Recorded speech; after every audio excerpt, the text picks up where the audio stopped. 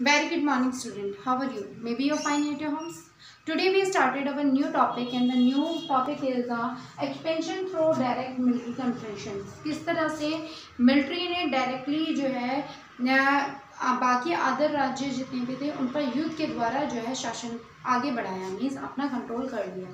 तो यहाँ पर आप बात करेंगे the expansion of A power of A company through direct military conference including the series of a war. कई तरह की सीरीज ऑफ वॉर में इसको काउंट किया जाता है, जैसे कि नंबर 1 फर्स्ट वॉर हुई थी एंग्लो मैसूर वॉर। सेकंड जो वॉर हुई ये हमारी हुई एंग्लो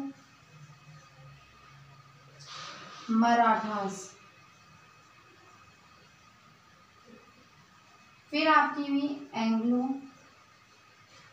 सिख। फोर्थ वन हुई एंग्लो अफगान। प्रीवियस लेक्चर में आपको बताया मैंने कि किस तरह से जो कंपनी थी वो अलग अलग तरीके से अपनी पावर को बढ़ा रही थी। ठीक है, उन्होंने कई सारी जो रणनीतियाँ अपनाई जिससे वो अपने प्रशासन को मीन्स कंपनी को भारत में अच्छी तरीके से स्टैब्लिश कर सकें। और ये पावर, ये किस तरह की जो विचार थे उनके मन में तब आए जब उन्होंने बंगाल पर अपना पूरा नियंत्रण कर लिया। ठीक है, हमने ये बताया था ना कि बंगाल पे उनका पूरा नियंत्रण किस तरह से हुआ। ठीक है, तो उसके बाद रॉबर्ट जो स्लाइव थे, उन्होंने सिविल थे, इन्होंने एक नई जो है एडमिनिस्ट्रेशन, एक नई जो पॉलिसी थी लोगों को बताई, जिसको हमने ड्यूल जो एडमिनिस्ट्रेशन के नाम से जाना, जिसमें दोहरी प्रशासन की मीन्स दूर शासन करने की प्रक्रिया को अपनाया गया। कंपनी के पास सारी पावर रही, जिसमें बट राजा के पास जो है रिस्पॉन्सिबिलिटी के अलावा किसी भी तरह की जो पावर थी वो उसका यूज़ नहीं कर सकता था। मीन्स एक तरह से इन द एंड क्या हुआ कि इसको अपनी हर चीज़ के लिए बैक करना पड़ता राजा के आगे।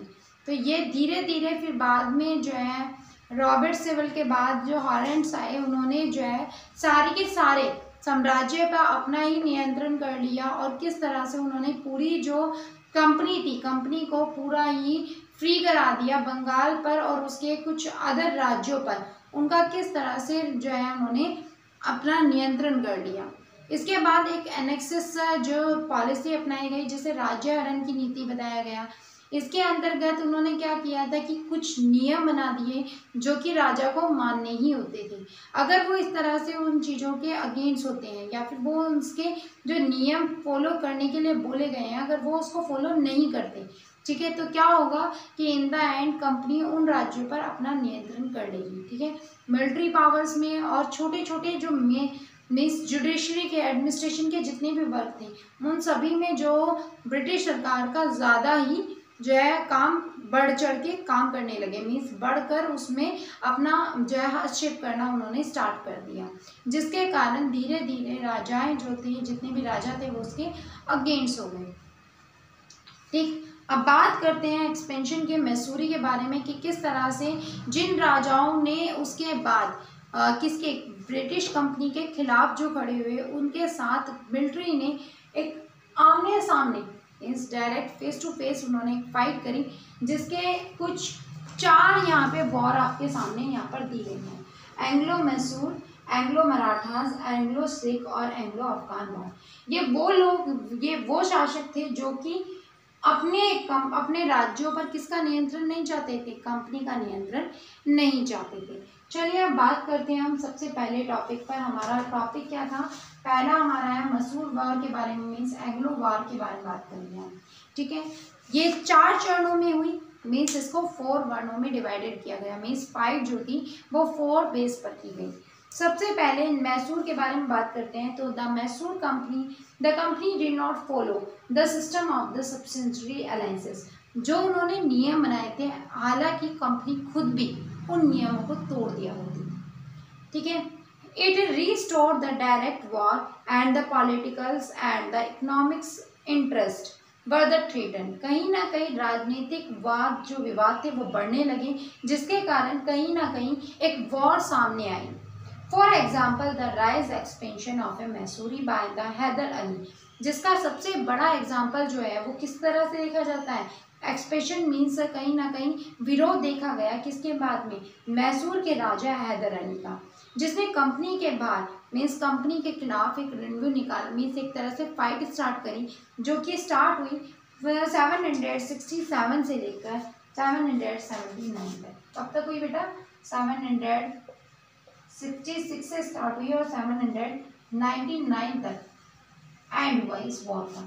इसका पहला जो चरण होता है मीन्स फर्स्ट एंग्लो वॉर जो थी वो स्टार्ट हुई थी आपकी इन 1769 में, इसका एंड हुआ।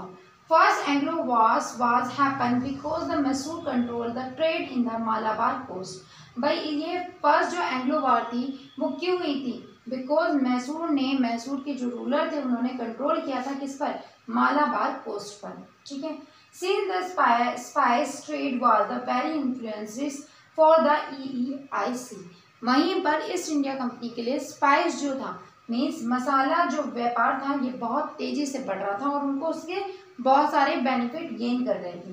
दे form alliances to the Nizam of Hyderabad, उसने निज़ाम से एक तरह के अलायंसेस मीन्स हमने बताया था राज्य हरण की नीति पहले वो संधि कर चुका था किसके साथ, हैदराबाद के रूलर निज़ाम के साथ, मराठास के साथ Nawab of Karnataka to attack the Mysore, और उन्होंने इन तीनों को मीन्स ईस्ट इंडिया कंपनी ने इन तीनों को खिलाफ किसके किया कि वो मैसूर पर अटैक करें, मैसूर के राजा पर आक्रमण करें, हैदर अली पर। Hyder Ali is turn to the war and the Nizam and Marathas to his side by the promising traditionally game. वहीं पर मैसूर के जो हैदर अली था उसने जो है इन सभी को, इन दोनों को, किसको, नाज़िम को, निज़ाम को और मराठा को अपनी साइड करके ये कहा कि वो उनकी टेरिटरीज उनको वापस दिला देगा। He attack the accord of the rich Madras, उनसे किस पर अटैक किया, मद्रास के जो रूलर थे उन पर उसने अटैक किया। At the end of the first Anglo war Hyder Ali force to the east English company to the trading of a Madras 1769, which is the British Hyder Ali agreed to help each other in the case of the attack of the third party। इसमें east India company ने means battle of Mysore में first जो battle हुई इसमें जो means Hyderabad के जो हैदर अली था वो विन हुआ और उसने ईस्ट इंडिया कंपनी को एक संधि पेपर पे साइन करने के लिए कहा, जिसके अंदर ये लिखा गया था कि मद्रास के जो रूलर्स होंगे वो उसको हेल्प करेंगे किसी भी तरह के मीन्स जो ट्रेडिंग मेथड है, जो ट्रेड वो कर रहे थे उस पर उनका ही अधिकार होगा, और मद्रास का जो 1769 में उस पर ट्रेड वो हैदर अली करेंगे। और यहाँ तक कि ब्रिटिश ने हैदर अली को प्रॉमिस किया कि कभी भी अगर कोई थर्ड पार्टी अटैक करती है तो वो किसका कहाँ हेल्प करेगी, वो हैदर अली की मदद करेगी। Second Anglo war, the British voluntary treated to the 1769 and did not help the Hyder when the Marathas attacked to the Mysore in 1771। वहीं पर सेकेंड वॉर में किस लिए हुई थी, ब्रिटिश कंपनी को उसने पहले अभी बताया कि संधि में ये कहा गया था 1769 में कि वो कभी भी अगर मद्रास पर कोई भी अटैक होता है तो वो हैदर अली का ईस्ट इंडिया कंपनी सपोर्ट देगी या साथ देगी। बट यहीं पर क्या हुआ, हैदर अली पर जब सेकेंड मीन्स मद्रास के मराठास ने जब मैसूर पर अटैक किया 1771 में, तो हैदर अली की मदद करने के लिए ब्रिटिश कंपनी स्टार्ट मीन्स उसका सपोर्ट नहीं दिया, ब्रिटिश ईस्ट इंग्लिश कंपनी ने उसका हैदर अली को सपोर्ट नहीं दिया, जिसकी वजह से हैदर अली की इस मीन्स और बल्कि मराठास की मदद करते हुए ब्रिटिश कंपनी ने मीन्स हैदर अली की तो मदद करी नहीं, ब्रिटिश ईस्ट इंडिया कंपनी ने मराठास की मदद करी किससे हराने में, मैसूर के राजा हैदर अली को, ठीक है। और इस के साथ ही हैदर अली इस वॉर में उसकी मृत्यु और उसके बाद उसके बेटे टीपू ने इस वॉर को आगे बढ़ाया। The second Anglo war Mysore war by the finally ended by the treaty of Mangalore in 1784 में एक और नई संधि लिखवाई गई which British Mysore agree to the respect each other territories, जिसमें ये लिखा गया कि हर एक जो भी मीन्स ब्रिटिश है और जो मैसूर के रूलर हैं वो एक दूसरे की जितनी भी उनकी सत्ता जहाँ पर वो रूल कर रहे हैं उनके रिस्पेक्ट करेंगे और दोबारा से किसी भी तरह का इस तरह की जो ब्रिटिश है, ठीक है, बैकबिट है वो नहीं करेंगे, मीन्स उनको मीन्स पीठ पीछे उस पर वार नहीं करेंगे। The Third Anglo-Mysore War, under the Tipu Mysore, controlled the profitable trades to the Malabar coast. वहीं पर टीपू सुल्तान ने जो थर्ड वो था मीन्स मालाबार कोस्ट था, वहाँ पर से बहुत ज़्यादा प्रॉफिटेबल उसको ट्रेड के कारण मीन्स कंपनी को ज़्यादा से ज़्यादा जो मीन्स बेनिफिट था वो कंपनी को मिल रहा था, जबकि राजा को उसमें टीपू सुल्तान को इस तरह का कोई भी बेनिफिट नहीं मिल रहा था अपने ही किससे ट्रेडिंग सेंटर से। तो इसलिए उसने वहाँ पर अपना अधिकार जमाते हुए 1785 में वहाँ का जितना भी ट्रेड जो कंपनी कर रही थी उस वहाँ के लोकल मर्चेंट को ये परमिशन दी कि वो कंपनी को ना दे के वो सारा का सारा माल जो है वो अपने आप बेच सकते हैं। Establish the close relation with the French in India, यहाँ तक कि उसने जो अपने संबंध थे फ्रेंच कंपनी से, जहाँ पर ईस्ट इंडिया कंपनी ने कभी कई बहुत स्टार्टिंग में मैंने आपको बताया था कि किस तरह से ब्रिटिश ईस्ट इंडिया कंपनी ने फ्रेंच कंपनी को भारत से खदेड़ दिया था, ठीक है। उसके बाद टीपू सुल्तान ने जो है दोबारा से अपने रिश्ते जो है किसके साथ अच्छे बनाए, ब्रिटिश फ्रेंच कंपनी से अपने रिश्ते दोबारा से स्टार्ट किए, अच्छे स्टैब्लिश करने की कोशिश करी। The modern his army was their help, वहीं पर फ्रेंच कंपनी ने जो है ईस्ट इंडिया वो इंडिया का जो कंपनी थी मीन्स टीपू सुल्तान की जो आर्मी थी उसको मदद की। The British was got frightened and decided to that control the Tipu Sultan, और उसके बाद जो कंपनी थी मीन्स ब्रिटिश जो थे रूलर्स जो थे वो उसके खिलाफ हुए और उन्होंने टीपू सुल्तान को अपने कंट्रोल में करने की कोशिश की। The Fourth Anglo War was the Lord Wellesley. Lord Wellesley, the British Governor General, asked the Tipu to accept the subsidiary alliances. वहीं पर ब्रिटिश जो कंपनी के जो वाइस राय थे उन्होंने इसको मीन्स टीपू सुल्तान को कहा कि वो जो गवर्नर थे उसने क्या कहा था कि वो उनकी सब्सिडरी जो राज्यहरण की नीति है उसको अपना लें। When he refused, जब टीपू सुल्तान ने इसको मना कर दिया, a war declared in the 1798, फिर एक और युद्ध को घोषणा की गई जो कि 1798 में थी मीन 1798 में थी। Tipu died fighting in the Shri Ganapatam and the British annexed the most his conquests and handed them over the निज़ाम हैदराबाद। वहीं पे टीपू सुल्तान की मृत्यु के बाद ब्रिटिश ने उसकी उस साम्राज्य पर अपना नियंत्रण किया और बाद में वो जो राज्य था वो किसको दे दिया, नाजिम को दे दिया जो कि हैदराबाद का रूलर था। The remaining kingdom was the place under the here old running family ruling family, और बाद में जितना भी और बाकी राज्य था वो किसके अंडर आ गया, राज्य सारा का सारा जो भी रूलिंग फैमिली थे उनके अंडर आ गया।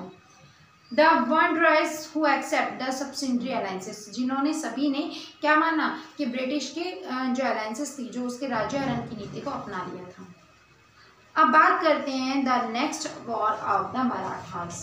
अब सेकंड वॉर किसके बारे में बात करेंगे हम, मराठा। ध्यान रखना 1799 में मीन्स टीपू सुल्तान की मृत्यु के साथ ही मैसूर युद्ध का अंत हुआ।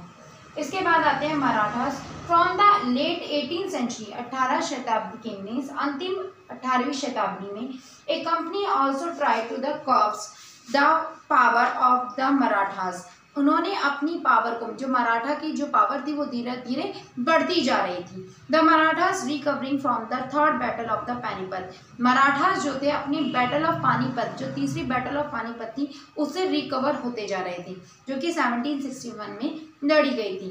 And possible to the Mughal in the north India, और यहाँ से नॉर्थ इंडिया में उन्होंने मुगल जो रूलर थे उनको कहीं ना कहीं बढ़ रहे थे। द 5 मराठा चीफ, उस समय में 5 मराठा जो अधिकारी थे, the Peshwas, the Gaekwads and the Holkars and the Bhonsles and the Scindias had the internal differences, इन सभी में बहुत अलग अलग डिफरेंसेस मीन्स भेदभाव हो गए थे। The British took the advantage of the differences, और इनके भेदभाव का फायदा जो है ब्रिटिश कंपनी ने उठाया। And the appearances 3 leading Anglo Marathas war बाद 1775 टू द 1890, और एक और नए युद्ध का आगमन हुआ जो कि 1775 से स्टार्ट होकर तब 1819 तक चला। The first Anglo-Maratha Wars, after the death of the 5th Peshwa, जब लास्ट के जो 5th पेशवा थी उसकी मृत्यु के बाद उसके जो अंकल थे Raghunath Roy wanted the access the throne, उन्होंने उस थ्रोन पर मीन्स अपने तख्ते पर कब्जा किया। In the order of the to this he joined hand to the English, और उसने मीन्स ऑर्डर के अनुसार, आदेश के अनुसार उसने किससे अपना हाथ जो मिला लिया, ब्रिटिश ईस्ट इंडिया कंपनी से या फिर अंग्रेजों से अपना हाथ मिला लिया। This war the obvious to the Marathas conquers the war took place the ending of with the treated of the Salbai. भाई कहीं ना कहीं ये जो है स्टार्टिंग थी वॉर्स की, किसकी, ब्रिटिश के साथ जो है मराठास की इन 1782। The metros of the restriction each other and the territories. कहीं ना कहीं सभी के सभी का जो मेन लक्ष्य था वो क्या था कि अपने आप ही अपने जितना भी मराठास हैं वो अपना राज्य इस्टेब्लिश करें। और इसी के साथ Raghunatham Roy was the instantly Peshwas, और पेशवास जो थे वो कहाँ पर हुए, इन्होंने अपना प्रशासन आगे बढ़ाया। द सेकेंड एंग्लो वार, जो पेशवा बाजीराव सेकंड के बीच में हुई थी और उनके सन रघुनाथम रॉय के बीच में हुई थी। Leave under the shadow of his father, वो चाहता था कि वो अपने पिता के नीचे अंडर काम ना करे, मीन सारा साम्राज्य वो चाहता था और उसने अपने पिता के खिलाफ ही युद्ध लड़ा। He was hated by the Maratha chief, और उसके जो मीन्स मराठा के जितने भी अधिकारी थे वो उससे नफरत करते थे रिगार्डिंग द टेरिटरीज और उसके बिहेवियर के कारण। In the battle of the Poona October 1802 में अक्टूबर में बैटल हुई पूना में, युद्ध लड़ा गया पूना में। He was defeated by the Yashwant Roy, जो कि यशवंत रॉय के द्वारा जो है हारा गया। Maratha ruler of the Indore, जो कि रूलर था कहाँ का, इंदौर का।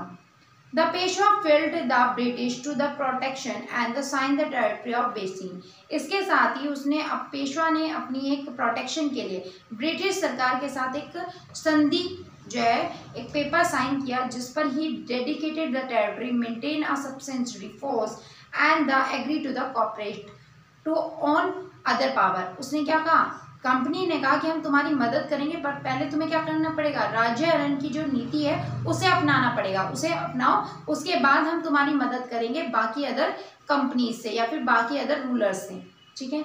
The sincerity Bhonsle were the defeated by the British, वहीं पर ब्रिटिश ने जो है कई सारे जो रूलर्स थे उनको डिफीटेड करते हुए the 1803 the second the Nagpur Daulata Roy was the Sindhi ग्लेवेरियर signed the treaty with the British. उन्होंने जो है संधि की किससे के साथ, ब्रिटिश के साथ। The British